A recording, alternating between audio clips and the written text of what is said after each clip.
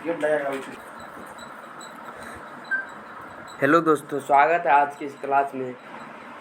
आज हम बात करने वाले हैं आपका गदखंड का जो 12th का जो हिंदी है बिहार बोर्ड का गदखंड का जो 3 नंबर चैप्टर है संपूर्ण क्रांति, उसका ऑब्जेक्टिव देखने वाले हैं। इससे पहले आप सबको हम समरी करा चुके हैं। अगर नहीं देखे हो तो हमारे इस यूट्यूब चैनल पर ब्रेन्स एजुकेशन क्लास पर जाकर आप उसका वीडियो देख सकते हैं।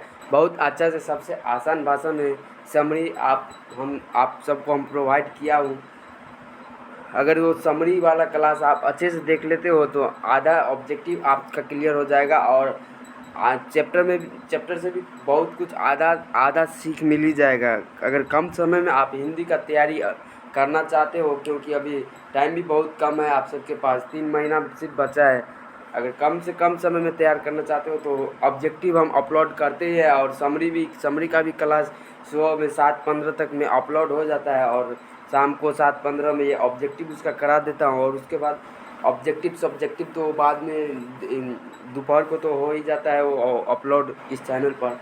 अगर ऐसे ही आप सबको वीडियो चाहिए, कंटेंट चाहिए, तो आप हमारे इस ब्रेन्स एजुकेशन क्लास से बने रहिए। आपको हर एक वीडियो हिंदी का और बिजनेस स्टडी, जिसका बिजनेस स्टडी है, इकोनॉमिक्स जिसका इकोनॉमिक्स है, अकाउंट सबका ऑब्जेक्टिव प्लस सब्जेक्टिव दोनों का हम करवाएंगे इस चैनल पर। तो अभी से क्या करना है, आपको इस चैनल पे बने रहना है और अपने दोस्त लोग को भी इस चैनल पे वीडियो इसका शेयर कीजिएगा अपने दोस्त लोग के पास, ताकि और से और संख्या बढ़े। तो चले आज हम देखते हैं हिंदी पार्ट 3 संपूर्ण क्रांति VVA MCQs ऑब्जेक्टिव क्वेश्चन। तो आज हम इसका समरी पहले ही करा चुके हैं, तो अभी हम इसका ऑब्जेक्टिव करा रहे हैं। चलिए ऑब्जेक्टिव करा रहते हैं, देखते हैं।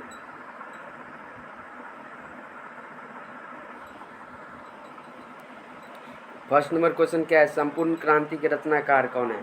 संपूर्ण क्रांति के रचनाकार कौन है? ए में है जय कृष्ण मूर्ति, बी में है भगत सिंह, सी में है जयप्रकाश नारायण और डी में है बालकृष्ण भट्ट। तो संपूर्ण क्रांति के रचनाकार कौन है? तो जयप्रकाश नारायण। सही ऑप्शन नंबर सी हो जाएगा। ऑप्शन नंबर सी हो जाएगा। संपूर्ण क्रांति के रचनाकार कौन है? तो जयप्रकाश नारायण। चलिए 2 नंबर क्वेश्चन में चलते हैं। आप सबको जो जो क्वेश्चन में भी डाउट है आप सब कमेंट करके बोल सकते हैं कि हाँ सर इसमें मुझे डाउट है, ये क्वेश्चन ऐसा वैसा, कोई भी बेसिकली आप कमेंट करके हमें बता सकते हो। हर एक कमेंट का हम जवाब देंगे। आशा रहता है आप सबको क्लास कैसा लगता है, हमारा क्लास ये सब बताइएगा तो ही ना हमें मज़ा लगेगा और पढ़ाने में, कुछ करने में। तो चलिए 2 नंबर क्वेश्चन के वो चलते हैं। 2 नंबर क्वेश्चन में क्या है, किसने कहा था अभी न जाने कितने मिलो इस देश की जनता को जाना है? बहुत इंपॉर्टेंट क्वेश्चन है, डबल स्टार मार्क है। किसने कहा था अभी न जाने कितने मिलो इस देश की जनता को जाना है? तो ए में है महात्मा गांधी, बी में है डॉक्टर राजेंद्र प्रसाद, सी में है जवाहरलाल नेहरू और डी में है लाल बहादुर शास्त्री। तो इसका सही ऑप्शन नंबर क्या हो जाएगा? आप सबको पता है तो कमेंट कर सकते हैं। किसने, अगर किसी को कमेंट करना है तो आप सब ऐसे कमेंट कर सकते हैं, जैसे 2 का ए होगा तो 2 का ए दीजिएगा ऐसे, नहीं तो ऐसे 2 का ए, 2 का बी है तो 2 का बी दीजिएगा, 2 का सी है तो 2 का सी दीजिएगा, ऐसे दीजिएगा ताकि हमें पता चले कि आप सही आंसर दिए हो कि नहीं। आपके अभी तक तो आपके पास कॉन्फिडेंस हो जाना चाहिए, क्योंकि 2-3 महीना ही है सिर्फ एग्ज़ाम का बचा हुआ। तो चलिए, दोनों किसने कहा था अभी न जाने कितने मिलो इस देश की जनता को जाना है? तो ए होगा कि बी होगा कि सी होगा कि डी होगा? चलिए आप सबको हम बताते हैं। इसका सही ऑप्शन नंबर सी हो जाएगा, लाल बहादुर शास्त्री। किसने कहा था अभी न जाने कितने मिलो इस देश की जनता को जाना है? तो Jawaharlal Nehru. Option number C, 2 का सी हो जाएगा right answer. Option number C, option number C. 3 number question में क्या है? 3 नंबर क्वेश्चन में चलिए देखते हैं। किस अस्पताल में दिनकर जी का निधन हुआ था? किस अस्पताल में दिनकर जी का निधन हुआ था? ये भी बहुत इंपॉर्टेंट क्वेश्चन है, एग्जाम में आ ही सकता है, बहुत इंपॉर्टेंट क्वेश्चन है। जिसको भी मैं अगर डबल स्ट्राइक मार देता हूँ तो उस पर आप सबको ध्यान रखना है कि अभी से लेकर एग्ज़ाम तक उस क्वेश्चन को आपको माइंड में रखना है कि हाँ सर ने कुछ बताया था। तो किस अस्पताल में दिनकर जी का निधन हुआ था? ए में है अपोलो अस्पताल, बी में श्री राम नर्सिंग होम और सी में है PMS पटना और डी में है विलिंगटन नर्सिंग होम। तो किस अस्पताल में दिनकर जी का निधन हुआ था? तो Willingdon nursing home. Option number 3 का ए हो जाए, 3 का डी हो जाएगा राइट आंसर। ऑप्शन नंबर 3 का डी हो जाएगा right answer. Option number D. किस अस्पताल में दिनकर जी का निधन हुआ था? तो विलिंगटन नर्सिंग होम। याद रहेगा। चलिए 4 नंबर क्वेश्चन में चलते हैं। Option number D. चलिए क्वेश्चन यहीं से देख लेते हैं। क्वेश्चन में क्या है? जयप्रकाश नारायण को किसका दलाल कहा गया है? जयप्रकाश नारायण को किसका दलाल कहा है? क्वेश्चन में क्या है? जयप्रकाश नारायण को किसका दलाल कहा गया है? तो ऑप्शन में है ए में रूस, बी में ब्रिटेन, सी में जापान और डी में अमेरिका। तो जयप्रकाश नारायण को किसका दलाल कहा गया? तो अमेरिका का दलाल कहा गया। 5 का ऑप्शन नंबर डी हो जाएगा राइट आंसर। 4 का ऑप्शन नंबर डी हो जाएगा राइट आंसर। चलिए 5 नंबर क्वेश्चन में क्या है? 5 नंबर क्वेश्चन में जयप्रकाश नारायण के स्वास्थ्य पर निगरानी रखने वाला डॉक्टर का नाम क्या था? जयप्रकाश नारायण के स्वास्थ्य पर निगरानी रखने वाला डॉक्टर का नाम क्या था? तो ए में डॉक्टर इरफान, बी में डॉक्टर रहमान, सी में डॉक्टर मकबूल और डी में है एजाज। तो जयप्रकाश नारायण के स्वास्थ्य पर निगरानी रखने वाले डॉक्टर का नाम क्या था? आप सबको याद है तो कमेंट कीजिएगा। जयप्रकाश नारायण के स्वास्थ्य पर निगरानी रखने वाला डॉक्टर का नाम क्या था? तो डॉक्टर रहमान नाम था। 5 का सही ऑप्शन ऑप्शन नंबर बी हो जाएगा राइट आंसर। क्या हो जाएगा? बी। चलिए 6 नंबर क्वेश्चन के ऊपर चलते हैं। 6 नंबर क्वेश्चन में क्या है? 6 नंबर क्वेश्चन में है जयप्रकाश नारायण जी को किसका भाषण सुनकर अमेरिका जाने की प्रेरणा मिली? जयप्रकाश नारायण जी को किसका भाषण सुनकर अमेरिका जाने की प्रेरणा मिली? ए में स्वामी रामतीर्थ, स्वामी सत्यदेव, स्वामी विवेकानंद और स्वामी सहजानंद। तो इसका क्या हो जाएगा राइट आंसर? आप सब बता सकते हैं, कमेंट कर सकते हैं। कमेंट करिए जयप्रकाश नारायण जी को किसका भाषण सुनकर अमेरिका जाने की प्रेरणा मिले। जब वो भारत में था तो भारत में कोई भाषण दे रहा था, तो उसका भाषण सुनकर जयप्रकाश नारायण को अमेरिका जाने को प्रेरणा जो मिली वो कौन था? इस तारों में से ही है, ए बी सी डी, कुछ भी कमेंट करिए, जवाब दीजिए। जयप्रकाश नारायण जी को किसका भाषण सुनकर अमेरिका जाने की प्रेरणा मिली? तो ऑप्शन नंबर बी हो जाएगा राइट आंसर, स्वामी सत्यदेव। 6 का ऑप्शन नंबर बी हो जाएगा राइट आंसर, स्वामी सत्यदेव। हाँ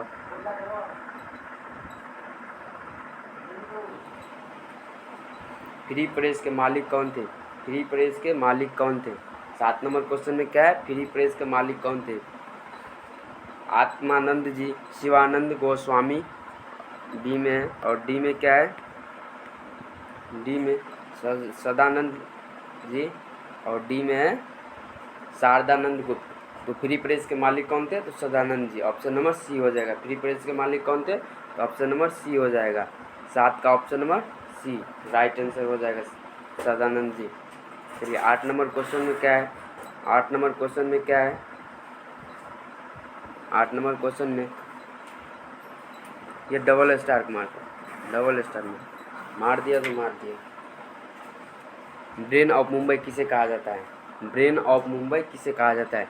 ए में बाल्किस भट्ट को, बी में जयप्रकाश नारायण जी को, सी में उमाशंकर दीक्षित को और डी में शीला दीक्षित को।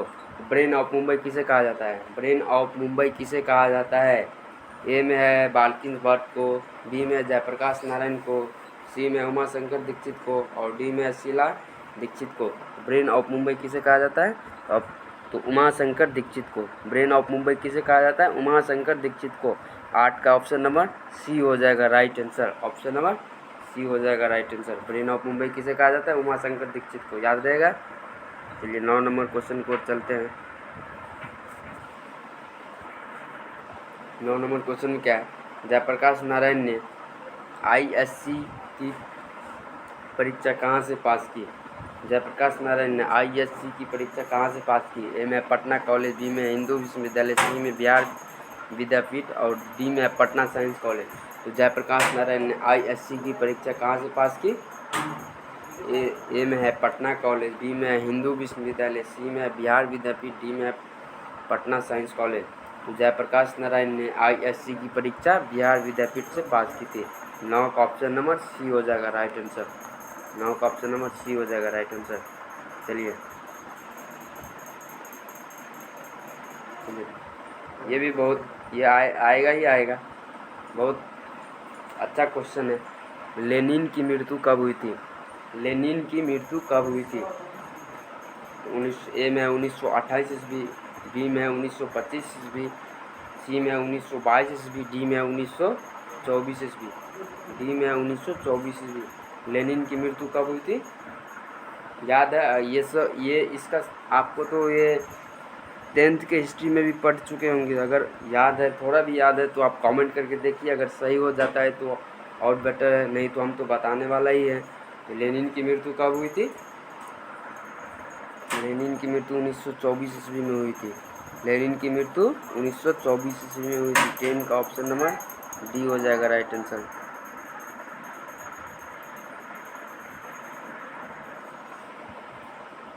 ग्यारह नंबर क्वेश्चन में क्या है? जयप्रकाश जी मार्क्सवादी कब बने? जयप्रकाश जी मार्क्सवादी कब बने?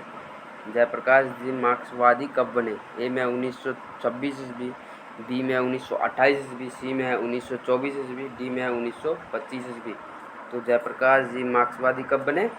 तो जब लेनिन की मृत्यु हुई तो उसके बाद जयप्रकाश जी मार्क्सवादी बने। इससे 2 क्वेश्चन क्लियर। 1924 ईस्वी में जयप्रकाश नारायण जी मार्क्सवादी कब बने? तो 1924 ईस्वी। 11 का ऑप्शन नंबर सी हो जाएगा राइट आंसर।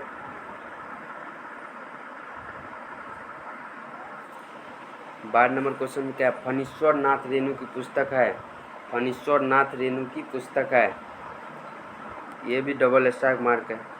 फणीश्वर नाथ रेणु की पुस्तक है। तो ए में मैला आंचल, बी में हिंदी प्रदीप, सी में सत्यकाम और डी में कुरुक्षेत्र। तो फणीश्वर नाथ रेणु की पुस्तक है। ए में है मैला आंचल, बी में हिंदी प्रदीप, सी में सत्यकाम, डी में कुरुक्षेत्र। तो फणीश्वर नाथ रेणु की पुस्तक है। तो ऑप्शन नंबर ए हो जाएगा राइट आंसर, मैला आंचल। क्या फणीश्वर नाथ रेणु की पुस्तक है? मैला आंचल। तो 12 का ऑप्शन नंबर ए हो जाएगा राइट आंसर। चलिए 13 नंबर क्वेश्चन में क्या है? 13 नंबर 1974 में बिहार प्रदेश का मुख्यमंत्री कौन था? 1974 में अपने बिहार की मुख्यमंत्री 1974 में कौन था? बिहार प्रदेश का मुख्यमंत्री कौन था? तो ए में अब्दुल गफूर, बी में जयप्रकाश नारायण, सी में बालकृष्ण भट्ट, डी में चंद्रधर शर्मा गुलेरी। तो 1974 में बिहार प्रदेश का मुख्यमंत्री कौन था? आपके ऑप्शन नंबर ए में है अब्दुल गफूर है, बी में जयप्रकाश नारायण, सी में बालकृष्ण भट्ट और डी में चंद्रधर शर्मा गुलेरी। तो 1974 में बिहार प्रदेश का मुख्यमंत्री कौन था? अब्दुल गफूर था। याद रहेगा ना? तो 13 का ऑप्शन नंबर राइट हो जाएगा, ऑप्शन नंबर ए। देख लेते हैं आंसर भी। हाँ, 1974 में बिहार प्रदेश का मुख्यमंत्री कौन था? तो अब्दुल गफूर। याद रहेगा। चलिए 14 नंबर क्वेश्चन में क्या है? किसे लोकनायक के नाम से जाना जाता है? किसे लोकनायक के नाम से जाना जाता है? तो इसका किसे लोकनायक के नाम से जाना जाता है? ऑप्शन नंबर ए में है बालकृष्ण भट्ट, बी में है चंद्रधर शर्मा गुलेरी, सी में है जयप्रकाश नारायण, डी में बाल गंगा तिलक। किसे लोकनायक के नाम से जाना जाता है? ए में है बालकृष्ण भट्ट, बी में चंद्रधर शर्मा गुलेरी, सी में है जयप्रकाश नारायण और डी में है बाल गंगाधर तिलक। तो ऑप्शन नंबर किसे लोकनायक के नाम से जाना जाता है? तो जयप्रकाश नारायण जो थे उसे लोकनायक के नाम से भी जाना जाता है। तो 14 का सही ऑप्शन ऑप्शन नंबर सी हो जाएगा राइट आंसर। तो 15 नंबर क्वेश्चन में क्या है? 15 नंबर क्वेश्चन में जयप्रकाश नारायण का जन्म कब हुआ था? जयप्रकाश नारायण का जन्म कब हुआ था? जयप्रकाश नारायण का जन्म कब हुआ था? तो ए में है 11 अक्टूबर 1902, बी में 8 अक्टूबर 1904 और सी में है 8 सितंबर 1903 और डी में है 18 अक्टूबर 1902। तो अगर समरी वाले क्लास कर लेते हैं तो ये जन्म और मृत्यु और लेखक के माता पिता का नाम क्या, लेखक कहाँ से है, ये सब क्वेश्चन आपको अच्छा से क्लियर हो जाएगा। क्योंकि जब भी मैं समरी वाला क्लास कराता हूँ तो सबसे पहले लेखक परिचय देता हूँ। लेखक परिचय, कब जन्म हुआ, कहाँ हुआ, ये सब बताता हूँ। इसलिए मैं बोलता हूँ कि ये ऑब्जेक्टिव करने से पहले आप उस क्लास का उस पार्ट का पहले समरी देख लीजिए। जब सबसे पहले मैं समरी अपलोड करता हूँ, उसके बाद उस पार्ट का ऑब्जेक्टिव MCQs लेकर आता हूँ। तो जयप्रकाश नारायण का जन्म कब हुआ था? तो 11 अक्टूबर 1902, 8 अक्टूबर 1904, 8 सितंबर 1903 और 15 अक्टूबर 1902। तो जयप्रकाश नारायण जी का जन्म कब हुआ था? 11 अक्टूबर 1902 ईस्वी। 15 का सही ऑप्शन नंबर ए हो जाएगा राइट आंसर। जयप्रकाश नारायण जी का जन्म कब हुआ था? 11 अक्टूबर 1902 ईस्वी। चलिए 16 नंबर क्वेश्चन में क्या है? जयप्रकाश नारायण जी का पत्नी का नाम क्या है? जयप्रकाश नारायण जी का पत्नी का नाम क्या है? ए में है प्रभावती देवी, बी में है लीलावती देवी, सी में अमरावती प्रभा और डी में प्रभा सिन्हा। तो जयप्रकाश नारायण जी का पत्नी का नाम क्या है? तो जयप्रकाश नारायण जी का पत्नी का नाम क्या है? ए में है प्रभावती देवी, बी में है लीलावती, सी में है अमरावती, डी में है प्रभा सिन्हा। तो अगर आप सबको याद है तो कमेंट कीजिएगा, ज़रूर कीजिएगा, इंतज़ार रहता है कमेंट का। तो जयप्रकाश नारायण जी का पत्नी का नाम क्या है? तो जयप्रकाश नारायण जी का पत्नी का नाम है प्रभावती देवी। 16 का सही ऑप्शन नंबर ए हो जाएगा राइट आंसर। 17 नंबर क्वेश्चन में क्या है? 17 नंबर क्वेश्चन में रिकंस्ट्रक्शन ऑफ इंडियन पॉलिटी किसकी रचना है? ये जो पुस्तक है, ये जो रचना है, ये किसकी है? रिकंस्ट्रक्शन ऑफ पॉलिटी किसकी रचना है? क्वेश्चन क्या है? बहुत डबल स्टैक मार्क का है। रिकंस्ट्रक्शन ऑफ पॉलिटी किसकी रचना है? रिकंस्ट्रक्शन ऑफ पॉलिटी किसकी रचना है? तो ए में है जवाहरलाल नेहरू,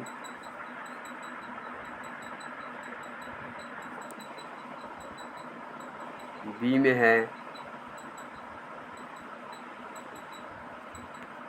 ए में जवाहरलाल नेहरू, बी में राम मनोहर लोहिया, सी में मदन मोहन मालवीय और डी में जयप्रकाश नारायण। तो रिकंस्ट्रक्शन ऑफ पॉलिटी किसकी रचना है? तो जयप्रकाश नारायण जी की रचना है। रिकंस्ट्रक्शन ऑफ पॉलिटी किसकी रचना है? रिकंस्ट्रक्शन ऑफ पॉलिटी किसकी रचना है? तो जयप्रकाश नारायण जी का। याद रहेगा, बहुत अच्छा क्वेश्चन है, पहले ही हम आपको बता दिए। रिकंस्ट्रक्शन ऑफ पॉलिटी किसकी रचना है? तो जयप्रकाश नारायण जी का। सही ऑप्शन नंबर डी हो जाएगा राइट आंसर। 17 का सही ऑप्शन नंबर डी हो जाएगा राइट आंसर। चलिए 18 नंबर क्वेश्चन में क्या है? प्रजा सोशलिस्ट पार्टी का गठन कब हुआ था? प्रजा सोशलिस्ट पार्टी का गठन कब हुआ था? तो सही ऑप्शन में क्या है? ए में है 1949, बी में है 1947, सी में है 1962। प्रजा सोशलिस्ट पार्टी का गठन कब हुआ था? ए में है 1949 ईस्वी, बी में है 1947, सी में 1962 और डी में 1952। तो प्रजा सोशलिस्ट पार्टी का गठन कब हुआ था? 1952 ईस्वी में। सही ऑप्शन नंबर डी हो जाएगा राइट आंसर।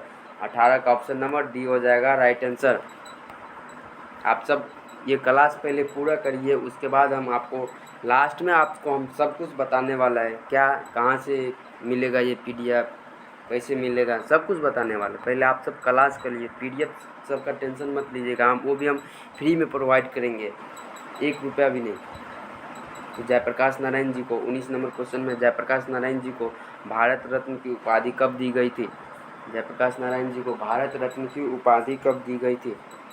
ए में है 1990, बी में 1998, सी में 1978, डी में है 1974। जयप्रकाश नारायण जी को भारत रत्न की उपाधि कब दी गई थी?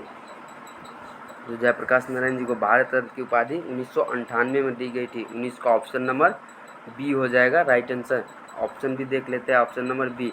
जयप्रकाश नारायण जी को भारत रत्न की उपाधि कब दी गई थी? तो 1998 ईस्वी में। चलिए 20 नंबर क्वेश्चन देख लेते हैं। 20 नंबर क्वेश्चन में क्या है? उर्वशी किसकी रचना है? ए में है रामधारी सिंह दिनकर, बी में है बालकृष्ण भट्ट, सी में है सुमित्रा नंदन पंत, डी में है जयशंकर प्रसाद। तो उर्वशी किसकी रचना है? उर्वशी किसकी रचना है? तो उर्वशी है रामधारी सिंह दिनकर। उर्वशी किसकी रचना है? तो रामधारी सिंह दिनकर। 20 का सही ऑप्शन नंबर ए हो जाएगा राइट आंसर। Right answer.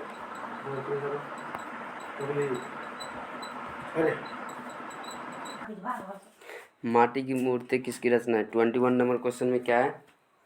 माटी की मूर्ति किसकी रचना है? ए में रामधारी सिंह दिनकर, बी में बाल्किस भट्ट, सी में सुमित्रा नंदन पंत और डी में रामवृक्ष बेनीपुरी। तो माटी की मूर्ति किसकी रचना है? तो सही ऑप्शन नंबर डी हो जाएगा राइट आंसर, रामवृक्ष बेनीपुरी। माटी की मूर्ति किसकी रचना है? तो रामवृक्ष बेनीपुरी। 21 नंबर क्वेश्चन का सही ऑप्शन डी हो जाएगा राइट आंसर। 22 नंबर क्वेश्चन में क्या है? 22 नंबर क्वेश्चन, रामधारी सिंह दिनकर जी किस लिए प्रसिद्ध है? ए में साहित्यकार रचना के लिए, बी में संगीत के लिए, सी में मूर्ति निर्माण के लिए, डी में उपन्यास के लिए। तो रामधारी सिंह दिनकर जी किस लिए प्रसिद्ध है? तो साहित्यकार रचना के लिए। 22 का सही ऑप्शन नंबर ए हो जाएगा राइट आंसर।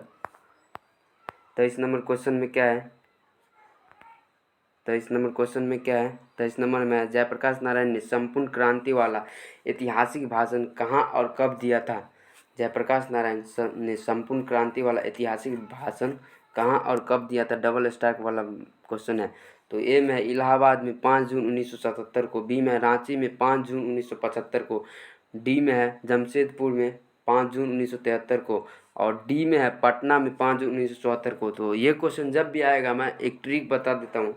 जयप्रकाश नारायण ने संपूर्ण क्रांति वाला ऐतिहासिक भाषण कहाँ और कब दिया था? तो जब भी आप पटना में 5 जून 1974 को दिया था। कब? 5 जून 1974 को अपने बिहार के पटना में। तो ये क्वेश्चन तो ऐसे ही याद रहेगा। पटना में 5 जून 1974 को ये भाषण दिया था जयप्रकाश नारायण जी ने, याद रहेगा। ऑप्शन नंबर डी हो जाएगा right answer. Option number D हो जाएगा राइट आंसर। चलिए 24 नंबर क्वेश्चन में क्या है? 24 नंबर क्वेश्चन में जयप्रकाश नारायण ने बचपन का नाम क्या है? जयप्रकाश नारायण के बचपन का नाम क्या है? ए में बिट्टू, बी में किट्टू, सी में बाउल और डी में मनु। तो जयप्रकाश नारायण के बचपन का नाम क्या था? तो बाउल नाम था। ऑप्शन नंबर सी। 24 का ऑप्शन नंबर सी हो जाएगा राइट आंसर। जयप्रकाश नारायण जी के बचपन का नाम क्या था? तो बाउल था। और 25 नंबर क्वेश्चन में क्या है? 25 नंबर क्वेश्चन में 25 में है संपूर्ण क्रांति क्या है? ए निबंध है, बी भाषण है, सी कहानी। इनमें से कोई नहीं। संपूर्ण क्रांति क्या है? निबंध है कि भाषण है कि कहानी है? जल्दी बताइए, कमेंट करिए। तो संपूर्ण क्रांति एक भाषण है। संपूर्ण क्रांति एक भाषण है। तो 25 का सही ऑप्शन नंबर बी हो जाएगा राइट आंसर। 26 नंबर क्वेश्चन में क्या है? 26 नंबर क्वेश्चन में जयप्रकाश नारायण मद्रास में अपने किस मित्र के साथ रुके थे? ए में गंगा बाबू, बी में रामधारी सिंह दिनकर, सी में ईश्वर अय्यर और डी में है भगवान अय्यर। तो जयप्रकाश नारायण मद्रास में अपने किस मित्र के साथ रुके थे? तो ऑप्शन नंबर सी हो जाएगा राइट आंसर, ईश्वर अय्यर। 26 का सही ऑप्शन नंबर सी हो जाएगा राइट आंसर, ईश्वर अय्यर। तो इस पार्ट में संपूर्ण क्रांति में जितना भी ऑब्जेक्टिव बनना था हमसे बन पाया। इससे बाहर इस चैप्टर से अगर ये 26 क्वेश्चन आपको याद रहेगा इस चैप्टर से एक भी क्वेश्चन ऐसा नहीं होगा कि आप एग्ज़ाम में छोड़ के आओगे। बेसिकली आपको थोड़ा याद रखना होगा। तो इस क्वेश्चन से, इस चैप्टर से जितना भी ऑब्जेक्टिव बना वो सब मैं आपको बना के एक एक करके समझाया, पढ़ाया। 26 क्वेश्चन टोटल हुआ इसमें, तो पूरा बनाया, पूरा 26 बनाया और आपको प्रोवाइड किया। तो लास्ट में हम यही कहेंगे, thanks for watching channel and channel subscribe मी। अगर आप हमारे इस यूट्यूब चैनल पर ब्रेन्स एजुकेशन क्लास पे नए हो तो हमारे इस चैनल को सब्सक्राइब करिए और बेल आइकन अभी से एग्ज़ाम तक पूरा नोटिफिकेशन ऑल करके रखिए, क्योंकि अभी से एग्ज़ाम तक आपको रेगुलर इस चैनल पर क्लास मिलेगी। हिंदी का हो, चाहे बिजनेस स्टडी का हो, चाहे इकोनॉमिक्स का हो, चाहे अकाउंट का हो, चाहे हिस्ट्री का हो, चाहे ज्योग्राफी का हो, सब कुछ कराने वाले हैं। तो थैंक्स फॉर वाचिंग। आज की इस क्लास के लिए लाइक कमेंट शेयर, वीडियो को अपने दोस्तों के पास लाइक कमेंट शेयर ज़रूर करिए। और हमारे चैनल यही है ब्रेन्स एजुकेशन क्लास। तो और आपको लास्ट में हम कुछ बताने वाले थे कि इसका पीडीएफ कहाँ से मिलेगा।